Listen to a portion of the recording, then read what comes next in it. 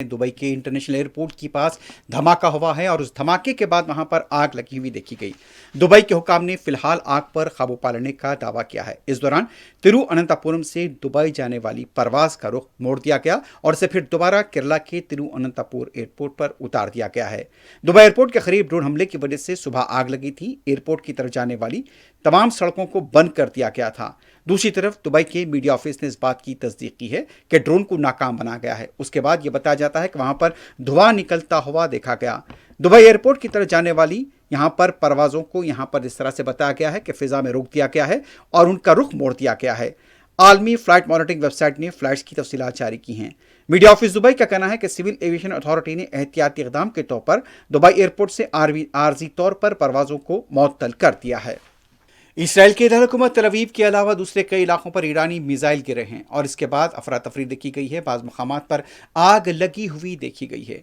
गुज़िश्ता 24 घंटों के दौरान इत्तला मिल रही है कि न सिर्फ तल अवीव बल्कि मकबूजा इसराइल के कई इलाकों पर ईरान के मिसाइल गिरे हैं और उसके बाद यहाँ पर आग लगी हुई देखी गई। दूसरी तरफ इसराइल की तरफ से जानी नुकसान को लेकर कोई इत्तला नहीं दी गई है।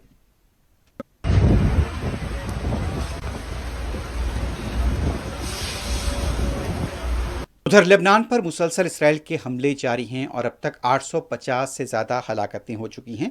इनमें 107 बच्चे शामिल हैं। जख्मियों की तादाद 2105 बताई गई है। गुज़िश्ता रात से आज सुबह के अव्वलीन सातों तक भी यहूदी फ़ौज की तरफ से लेबनान बिलखुसूस जनूबी लेबनान के कई इलाकों पर हमले किए गए हैं। कुछ मनाज़िर सामने आए हैं। हलाकतों की इत्तलात मुसलसल मौसूल हो रही हैं।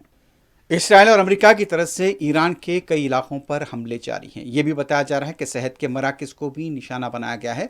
रेड क्रॉस की तरफ से इस बारे में इत्तला दी गई है कि ईरान के बाज़ इलाकों पर हमले किए गए हैं और इस सिलसिले में यह बताया जा रहा है कि इस हमलों के अंदर गैर मामूली नुकसानात भी हुए हैं। अमेरिका के सदर डोनाल्ड ट्रंप आबनाए हुर्मुज़ को लेकर मुख्तलिफ आलमी रहनुमाओं के दरवाजे पर दस्तक दे रहे हैं, लेकिन कहीं से उन्हें कामयाबी नहीं मिल रही है।